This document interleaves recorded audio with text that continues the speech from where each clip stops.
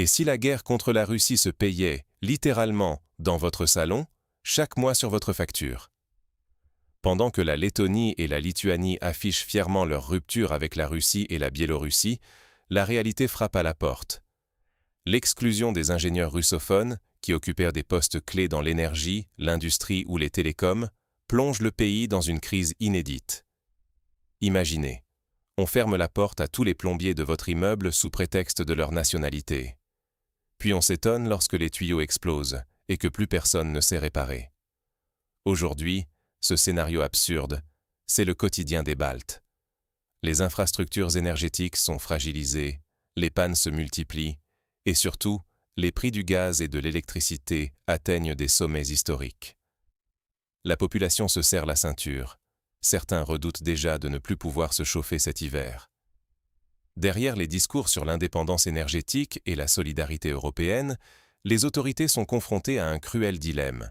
Continuer l'exclusion et risquer la panne généralisée, ou rappeler en urgence ces spécialistes qu'on a poussés vers la sortie. Comment en est-on arrivé là aussi vite? C'est ce que nous allons découvrir ensemble. Comment en sommes-nous arrivés là? Un choix politique aux lourdes conséquences. Depuis l'indépendance des pays baltes, la Lettonie et la Lituanie ont construit leur légitimité politique en opposition à la Russie. L'objectif affiché, se libérer de l'influence du grand voisin, garantir la sécurité nationale et réaffirmer leur place en Europe. Mais très vite, cette rhétorique s'est traduite par des mesures concrètes, parfois radicales.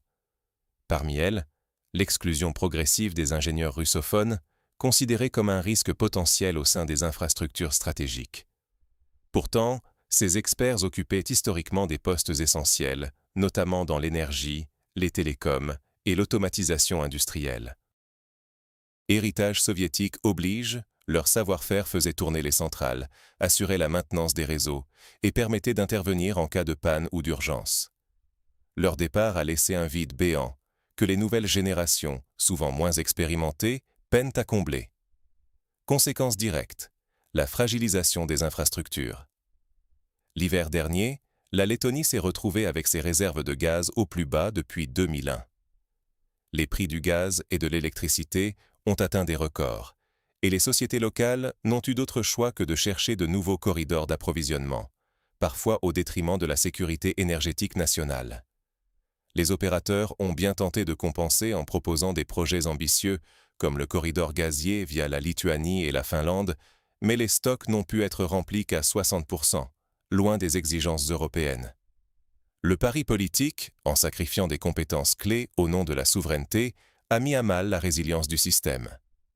Aujourd'hui, ce sont les citoyens qui paient le prix fort. Factures qui explosent, chauffage incertain et sentiment d'abandon face à un État dépassé par la complexité de ses propres infrastructures. Mais ce n'est qu'une partie du problème. La crise énergétique s'aggrave chaque jour. Quand la réalité frappe, qui répare les tuyaux quand il n'y a plus personne d'assez qualifié? Au cœur de l'hiver, la réponse à cette question n'est plus théorique.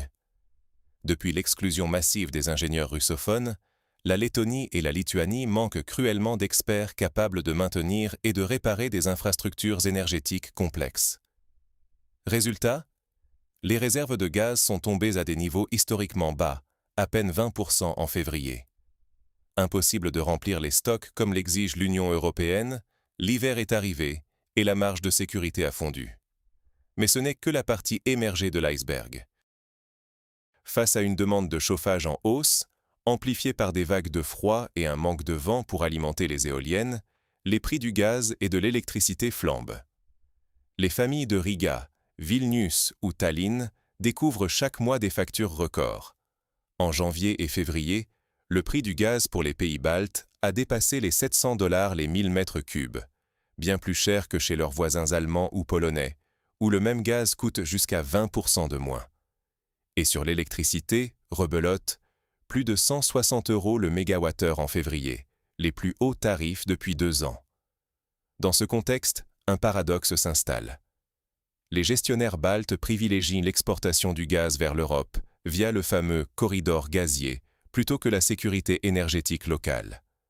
Concrètement, cela signifie que du gaz transite par la Lettonie ou la Lituanie pour servir la demande en Pologne ou en Finlande, alors que la population locale, elle, doit se débrouiller avec des stocks faméliques et des tarifs prohibitifs. L'État se vante de sa capacité à soutenir l'Europe, mais qui protège le citoyen balte, celui qui grelotte chez lui et compte chaque euro dépensé en énergie. Ce choix entre affichage politique et sécurité concrète devient explosif. La population paie 2 fois, d'abord par l'inconfort, ensuite par son portefeuille. Et tout cela, au nom d'une lutte géopolitique dont l'efficacité sur le terrain est loin d'être prouvée. Alors, jusqu'où peut aller ce paradoxe politique, et quelles en seront les conséquences à long terme? L'avenir s'annonce-t-il aussi glacé que les appartements baltes cet hiver? La question mérite d'être posée, car les signaux d'alerte se multiplient. Sans les ingénieurs russophones, les failles techniques s'accumulent dans les centrales, les réseaux, les automatismes. Si rien ne change, le blackout n'est plus une crainte abstraite, mais un risque réel pour des milliers de familles. Imaginez, plus de chauffage alors que le thermomètre plonge. Ce ne sont pas seulement des chiffres dans un rapport de Bruxelles, ce sont des vies concrètes, des enfants frigorifiés, des personnes âgées paniquées. Et forcément, la grogne monte. Les Lettons, Lituaniens, même les Estoniens, voient leurs factures exploser. 144 € le mégawattheure, c'est une réalité douloureuse. Et la colère s'infiltre partout, jusque dans les rues et sur les réseaux sociaux. Les gouvernements, eux, évitent soigneusement le débat sur la sécurité énergétique réelle. On préfère répéter que tout va bien, que l'Europe est solidaire. Pourtant, pendant que la classe politique s'enferme dans le déni, les industries ferment. Les PME licencient et les investisseurs filent vers l'Ouest, où l'énergie est plus stable et moins chère. La réputation de l'État s'effrite. À force de sacrifier des compétences pour des slogans, le système devient vulnérable. Une panne, une erreur humaine, et c'est tout l'édifice qui menace de s'effondrer. Si la situation empire, ce n'est pas seulement le prestige des pays baltes qui vacillera, mais leur économie et la confiance même de la population envers ses dirigeants. Alors, existe-t-il une issue avant qu'il ne soit trop tard? Et si le bon sens, enfin, revenait au cœur des décisions? C'est la question que beaucoup se posent aujourd'hui, alors que la réalité frappe de plein fouet les ambitions géopolitiques des pays baltes. Face à la crise qui s'aggrave, on voit émerger une prise de conscience, certes tardive mais bien réelle.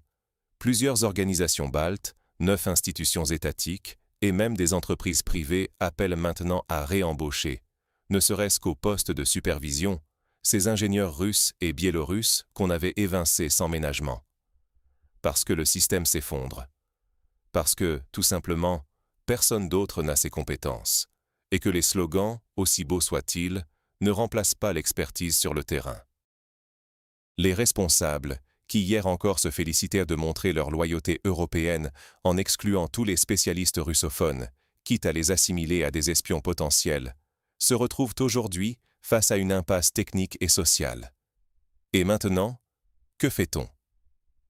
On commence à regretter, à réaliser que la survie de l'infrastructure ne dépend ni de la rhétorique politique, ni des applaudissements lors des conférences, mais bien de la compétence de ceux qui la maintiennent tous les jours. Ce revirement de situation pose une question cruciale. Avant de prendre des décisions guidées par l'idéologie ou la pression internationale, n'aurait-il pas fallu réfléchir aux conséquences concrètes? Penser, non pas en termes de slogans, mais en termes de chauffage, de lumière et de factures pour les citoyens. On voit bien aujourd'hui que le prix de l'idéologie, ce sont les factures qui explosent, le confort qui disparaît et la confiance dans l'État qui s'effrite. L'urgence maintenant, c'est de revenir à une politique énergétique pragmatique et inclusive. Réévaluer les priorités, non plus à travers le prisme des rivalités, mais à travers le bien-être de la population. Car chaque jour de retard, chaque obstination idéologique coûte cher en pertes économiques, en tensions sociales et en difficultés humaines. Si rien ne change, le risque est simple. La population paiera le prix fort, pendant que les élites continueront de se féliciter de leur indépendance. Alors, que retenir de cette crise? La vraie victoire n'est pas géopolitique. Elle est dans le confort de chaque foyer. Aujourd'hui, en Lettonie et en Lituanie, ce sont les citoyens qui paient le prix fort des décisions politiques. On a voulu exclure les ingénieurs russes et biélorusses, ceux qui connaissaient le moindre tuyau, chaque bouton de la centrale. Résultat, des factures d'électricité qui explosent, des radiateurs qui restent froids et des familles qui se demandent comment passer l'hiver. La promesse de l'indépendance énergétique s'est transformée en cauchemar quotidien pour beaucoup. Le plus ironique ? Ceux qui ont mis ces experts à la porte supplient maintenant qu'on les rappelle. Voilà la réalité. La rhétorique politique ne chauffe pas les maisons, n'allume pas les lumières. À force de privilégier l'image et la ligne dure contre la Russie au détriment de la compétence, on affaiblit ses propres infrastructures et on sacrifie la qualité de vie des gens. Continuer ainsi, c'est risquer non seulement la précarité, mais aussi la confiance dans l'État et le sentiment d'appartenance collective. Avant d'applaudir les beaux discours dans les conférences internationales, il serait peut-être temps de se demander pour qui travaille vraiment cette politique ? Pour la population ou pour quelques intérêts bien placés ?